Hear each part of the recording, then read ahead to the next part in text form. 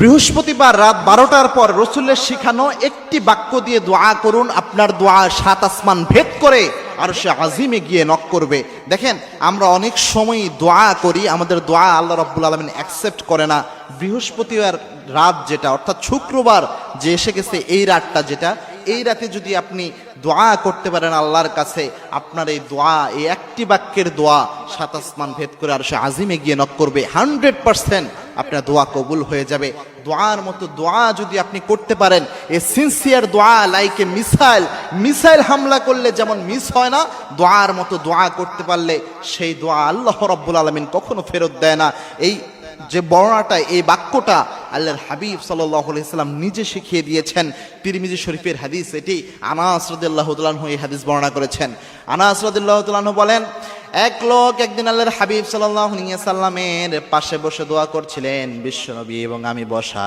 আল্লাহর হাবিব সাল্লাল্লাহু আলাইহি সাল্লাম বলেন, আনাস, এই লোক দেখো দোয়া করছে। দোয়ার মধ্যে সেই লোক বলছিল, আল্লাহ আমাকে এটা দেন, আমার এই প্রয়োজন পূরণ করেন, আমাকে এই নিয়ামত দান করেন। এইভাবে ওই লোক দোয়া করছিল। আল্লাহর হাবিব সাল্লাল্লাহু আলাইহি সাল্লাম বলেন, আনাস, এই লোক যে দোয়া করছে, আল্লাহ রাব্বুল আলামিন এই দোয়া কখনো খালি হাতে ফেরত দেবে না। কারণ এই ব্যক্তি দোয়া করার সময় এই একটি বাক্যের দোয়া এই ব্যক্তি করেছে। 3টি শব্দ দিয়ে একটি বাক্যের দোয়া করেছে। সে শব্দটা হচ্ছে ইয়া হাইয়ুন ইয়া কাইয়ুম ইয়া জাল জালালি ওয়াল ইকরাম। এই একটি বাক্য পরে সেই ব্যক্তি দোয়া করেছিল, যার কারণে আল্লাহ রাব্বুল আলামিন তার দোয়া কবুল করে নিয়েছে। দেখেন, সপ্তাহের যে দিনগুলো রয়েছে, এই দিনগুলোর মধ্যে অন্যতম প্রেস্টিজিয়াস একটা দিন হচ্ছে জুমার দিন। এবং কি আল্লাহ রাব্বুল আলামিন এই দিনে যত মানুষকে ক্ষমা করেন, যত মানুষের দোয়া কবুল করেন, অন্য কোনো দিনে এত বেশি আল্লাহ দোয়া কবুল করে না।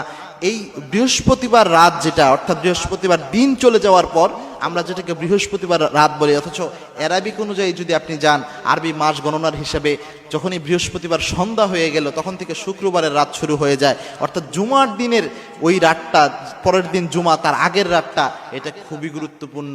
এবং জুমার দিন আল্লাহ রাব্বুল আলামিন দোয়া কবুল করেন। এবং কি আল্লাহর হাবিব সাল্লাল্লাহু আলাইহি সাল্লাম জানিয়েছেন, জুমার দিনে এমন সময় রয়েছে যেই সময় আল্লাহ রাব্বুল আলামিন বান্দার দোয়া কখনো খালি হাতে ফেরত দেয় না। এটাকে নিয়ে, এই হাদিসটাকে নিয়ে অনেকে গবেষণা করেছেন। কেউ বলেছেন ইমাম সাহেব মিম্বারে বসা থেকে শুরু করে নামাজ শেষ করা পর্যন্ত, কেউ বলেছেন আসরের শেষ সময়, আবার কেউ বলেছেন রাতের বেলায়, জুমার রাতে আল্লাহ রাব্বুল আলামিন এই দোয়া কবুল করেন। সুতরাং জুমার রাত যেহেতু খুব গুরুত্বপূর্ণ রাত, এবং রাতের বেলায় আল্লাহ রাব্বুল আলামিন প্রথম আসমানে নেমে এসে বান্দাদেরকে ডাকতে থাকেন, এলান করতে থাকেন। এইভাবে বুখারীর হাদিস এসেছে।